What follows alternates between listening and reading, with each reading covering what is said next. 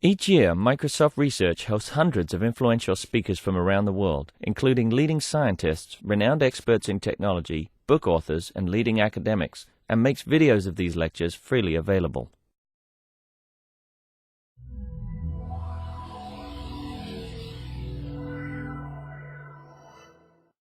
Taken. I think I have met just about everybody here. There are a few of you I haven't talked to yet. I'm Liz Lawley. I am so glad that you're all here. This was an amazing opportunity for me to be able to essentially, invite 90 of the most interesting creative people I knew and bring them all together in one place to talk to each other. And so thank you so much for taking the time to come and be a part of this event. I know there are a lot of people here who have not been to one of these before, and so I want you to know you're not the only ones. So will all the people who have not attended the past two symposiums raise your hand just so that people see? Okay, lots of new faces here. This is not, simply the same group of people over and over again. And the idea is we really want new ideas and new conversation. One of the things you've probably already noticed in the agenda, which is not currently on the screen, but which is available electronically, and which hopefully you've all at least looked at, is, especially after the number of nags that I sent you to get onto the wiki and update your information, is that there's a lot of open space time built into this. And this is based on feedback from past events where, we're bringing you all here together and you all have a lot to say, which is part of why you're here. And we want you to be able to talk to each other. We want you to be able to talk about the things that you are excited about and enthusiastic about, rather than simply sitting and listening to people. So there's a lot of space built into this for people to talk about the things that they're going to hear. The speakers have been told they have 5 minutes each. And any of you who have given a lecture know that it's much harder to do a 5-minute talk than it is to do a 45-minute talk, that you've really got to compress it. You do not get to ask questions while they're talking. Don't even try. I will not recognize you. I will not give you a microphone. The whole point is that by the end of that 30 minutes of people talking, I want you to be chomping at the bit to sit down at a table and talk to people about the things that you just heard. So it's not that I don't want you to ask questions, it's that I want you to channel that energy into the discussions that we'll have. I want to say some thank yous because, of course, that's what conference organizers are supposed to do. And this is the part where you can turn your attention back to your coffee cup or make sure the wireless is working. But I do want to say, first of all, thank you to Lily Chang over there, for those of you who don't know. Because without Lily, I wouldn't be here. Lily invited me to the first one, which was how I got involved in this. But then she went a little step further and actually invited me to spend a year working at MSR, which is how I ended up here, actually inviting you folks and running this. So without Lily, I wouldn't have been able to do this. Mark Smith, whose group I'm currently working in and who has been amazingly supportive of this event. So thank you, Mark, and the Community Technologies group. Out in the hallway, I think you all had a chance to meet Christy Buhner, the person who gave you your name tag and your fleece, and I think, I will call her in here again later on, and certainly again tomorrow to say thank you. But, everything that's working here is because of Christy.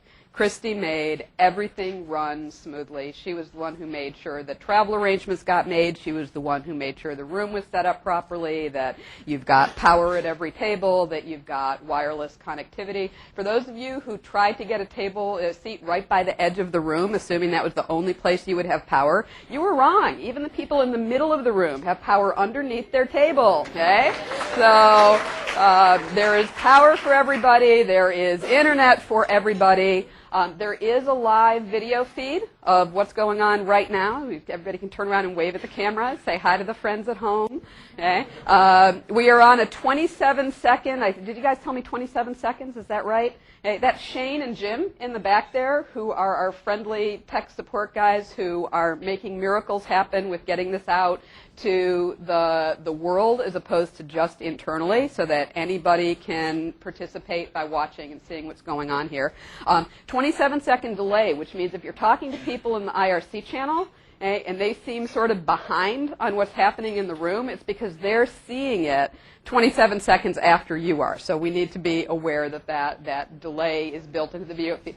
Do not load the video feed in here, people, okay? Think about this, okay? There are 90 of us. We're almost all going to be online. We're all sharing bandwidth, okay? So if you start pulling down full motion video, it's going to affect everybody else here in terms of their level of connectivity. If you really want to see it 27 seconds delayed, you can go next door where we have the video being displayed on a screen, and you can get your video fix, you know, in a way that is not intrusive on other people's connectivity. Okay? Trying to think if there's anything else that I'm going to turn this over to a couple of other people. There are one or two other little housekeeping things. We do have one person here with us today who is hard of hearing and has a cochlear implant, and so this is my colleague Kathy Beaton in the back. If you are in a group with her for discussion, it would be great if you could make sure that you move your group to a space where there's not large amounts of background noise, so that you can be, so she can hear you clearly. She's fine if there's not a lot of background noise, but if there's a lot going on, you're going to need to be, focused on communicating with her, and I would really appreciate it if you could be respectful of that. And I think that's, and one schedule change is that we've lost a keynote speaker. Those of you who are really looking forward to seeing Matt Jones will have to, do it in another venue. He lost his passport. And so he is still in London, possibly watching us right now as we speak. And I know he really wanted to be here. He's very disappointed about this turn of events. But we are working on finding the perfect person to replace him. And stay tuned. I will tell you as soon as I know. So I want to turn this over first to Dan Ling, who's the head of NSR here in Redmond, and who is really the person who has provided the financial support for us to continue to do this event each year. And so, Dan.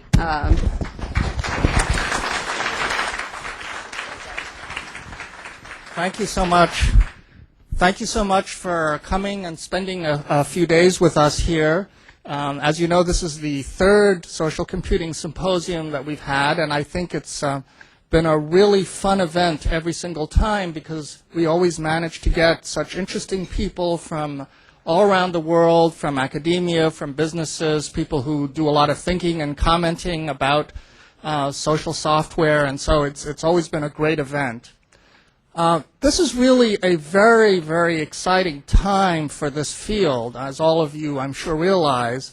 Not only have blogs become a incredibly powerful political tool, but software like MySpace, Facebook, Flickr, et cetera, have both gotten hundreds of millions of users as well as hundreds of millions of dollars in valuation. So it's very interesting from that point of view as well. Daniel Ben-Horen, who's one of the attendees here, is holding a meeting later this month looking at how this technology will impact not-for-profits. And I think that's also a really exciting thing to think about as a way of new way of stimulating public activism, organizing people, raising funds, thinking about how this kind of technology can really be a new tool for not-for-profits. So in very, very many ways, this is really a tremendously exciting time for this field. From a research point of view, one of the things that I always think about is that we're really beginning to understand from many points of view the aspects of the software and the sociological aspects, the psychological aspects of the software, and sort of some of the reasons why the software is very, very popular and has caused a great deal of excitement among the users. But I would also argue that so far most of the most successful instances of the software have really been created almost by accident. They were created, they got adopted. I think the people who created the software really were fast to figure out what their users wanted and modified the software accordingly. to make it increasingly popular. But there is not yet some examples, I would argue, where we've really been able to design a piece of software from scratch and say, we've really taken our best science and understanding and put it into this piece of software, and therefore it should be, more or less successful.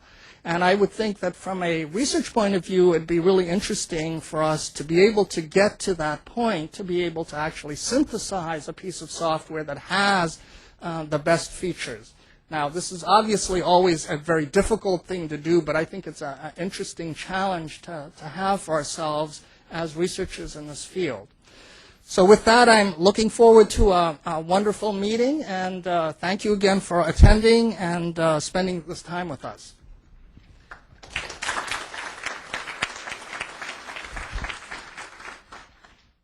Hi, I'm Mark. I'm a sociologist. Hi. Some of you are recovering social scientists, perhaps. A couple of years ago, I think we would have said the future of computing is social computing. I think today we would say the present of computing is social computing. It's an amazing world out there. Millions of people, I think, are finding that the net is an associative technology, and they very much want to associate. We do too, and that's why you're here. I want to thank a lot of you for making the long journey, and I also want to throw out some thank yous. Hey, how about Liz Lawley, huh?